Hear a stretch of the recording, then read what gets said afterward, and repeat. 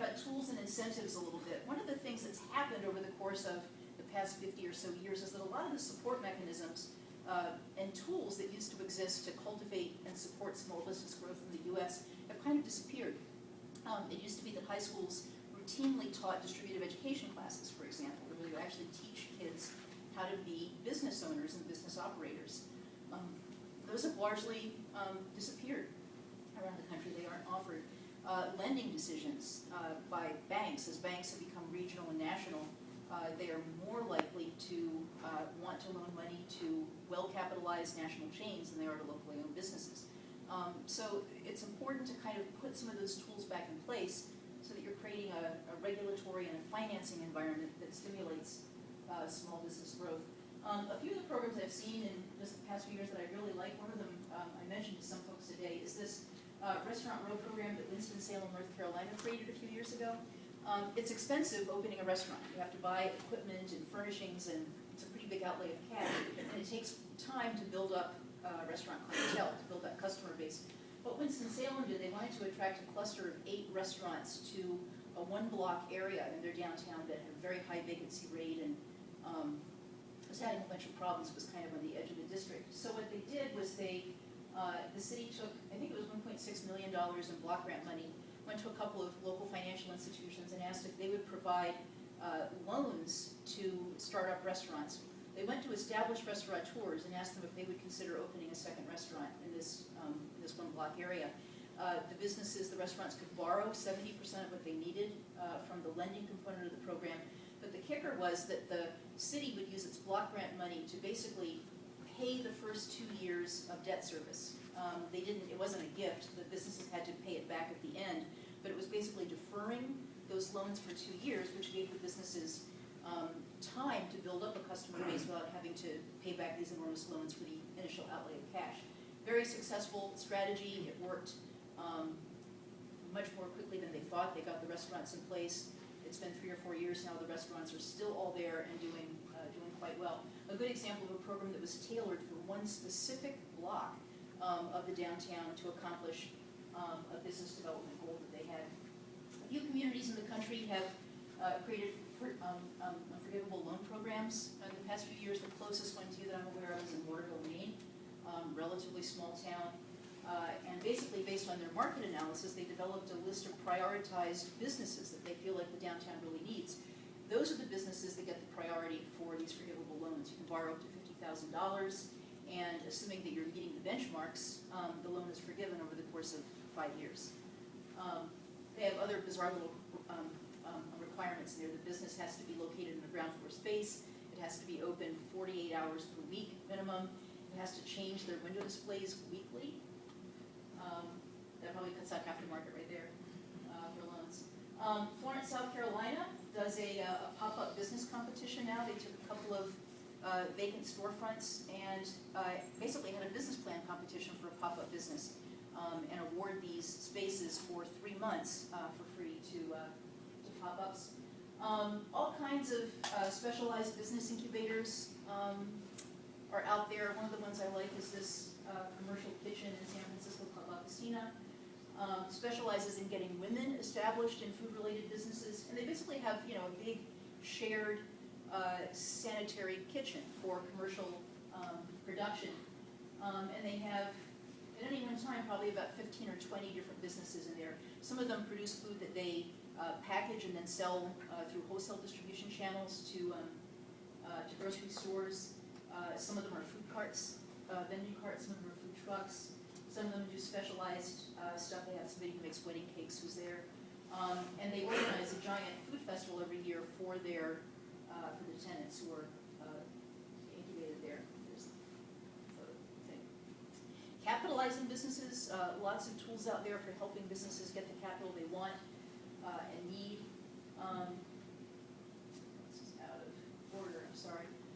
I wanted to talk for a second too, I'll come back to capitalizing, to ownership structures. Each of them have their own opportunities for funding. Individual ownership, obviously, we all know what that is.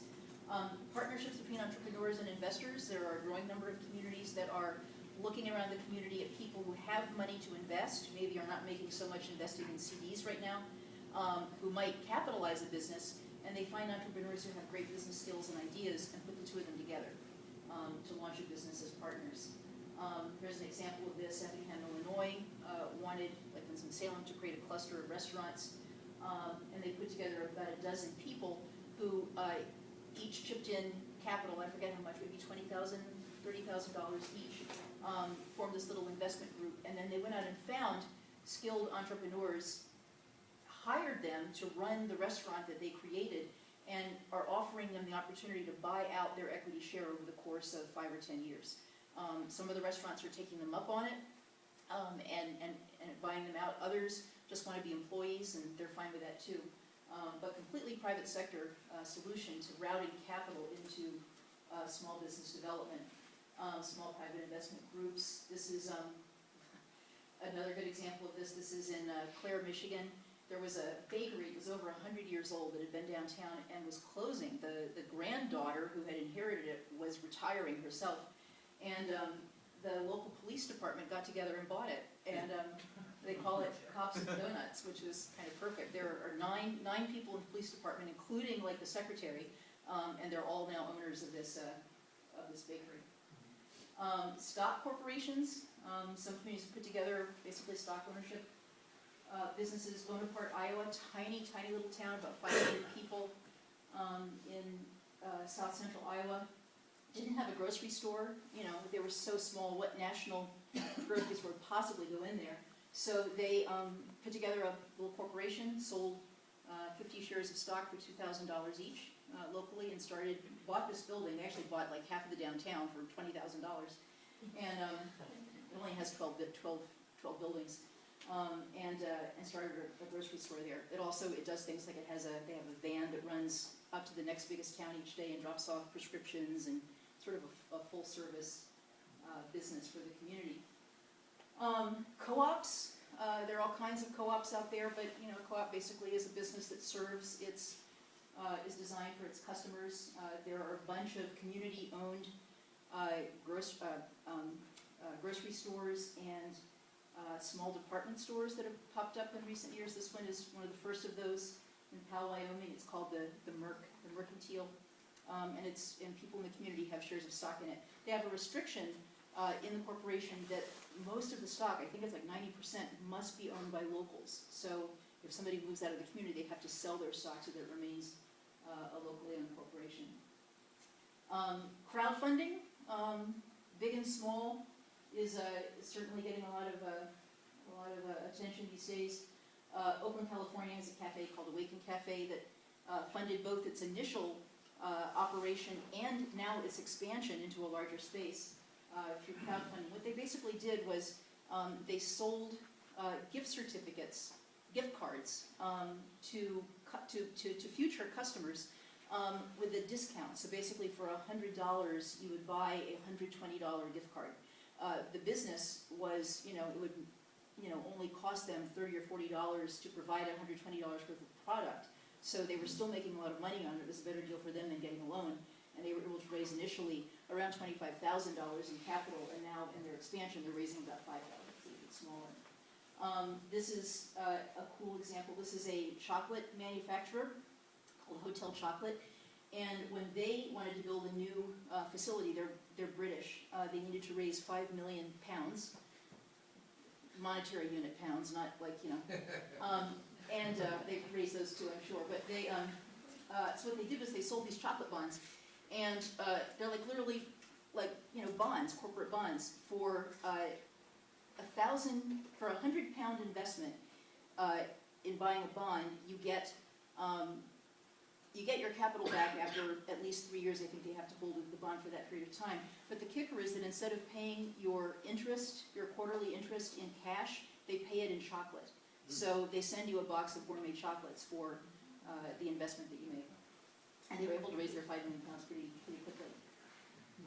Venture capital, there are not too many venture capital funds out there that invest in downtowns or in retail businesses, but there are some. Kentucky Highlands Investment Corporation does this. Boston Community Ventures Fund, not too far away, does this. They've invested in a lot of neighborhood grocery stores.